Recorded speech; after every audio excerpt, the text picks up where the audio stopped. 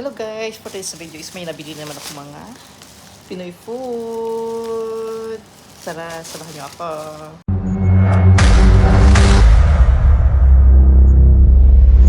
Kaninang umaga is nagpunta ko sa Almira para bumili ng mga things dito sa aking mini cafeteria. And then, nakita ko yung mga Filipino product, mga pagkaing Pinoy guys. Bumili na rin ako. So, ito na yun siya. Ito na guys yung mga nabili ko kanina ng mga pagkain Pinoy. Chichiriya. na makanin na wabi ang pagkain na Pinoy. Ay, chichiriya. Pari may Nova ko na bakal. Tag 4 lang siya. 4 years. Siguro 4 years na sa 72 pesos. 72 pesos. 4 years na ito guys. Ignog. May nabakal man ko na ignog. Yan. Ignog. Nalibag ang price siya sa ignog. Siguro mga 3 or 4. And then, ito, movie. Caramel na flavor. Then, syempre, may siyang breadstick. Yeah. And then, cheese it. O, diba? O.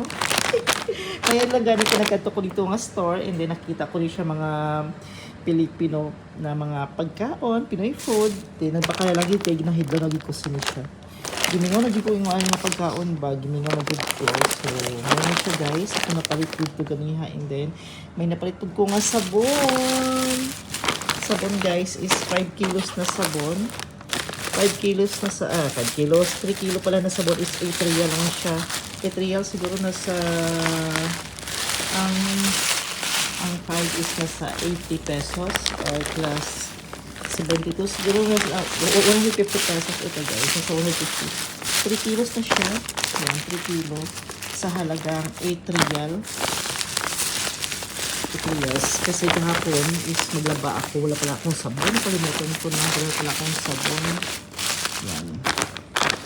Mabula naman siya. And guys, ito siya. 3 kilos ito. 3 kilos halagang 8 real or nasa... magkano siya? Nasa 150 pesos. Palagi natin 150 pesos. Ay, hindi siya 150 kasi nga 160 ang 160. So, nasa 120 lang siya. Siguro nasa mga 120 pesos, 3 kilos na siya. Magkano kaya ngayon ang sabon sa Pilipinas? Hindi ko alam kung magkano ang sabon sa Pilipinas. Yung ganito powder, 3 kilos lang siya guys. Mura na siya.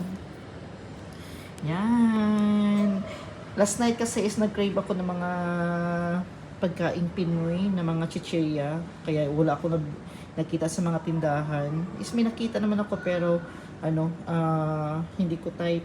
Iba yung hinahanap ng bunganga ko. Yung piatos kanina green is wala namang available na piatos na green. Kaya ito lang mga kinuha ko guys. Tara na, kainan na tayo. Hindi ko alam kung magkano yung presyo nito sa Pilipinas. I-comment nyo sa comment section kung magkano ang presyo nito ng breadstick. Yan, 130 grams. And then itong eggnog, nasa 130 grams din siya. Lahat ito 130 grams I think. Ito 75 grams siya guys. Hindi ko alam kung magkano ang presyo nito sa Pilipinas.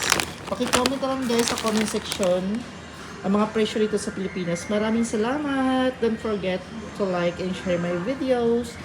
Maraming salamat po sa pag-suporta sa aking channel, Arwin Channel. Maraming salamat.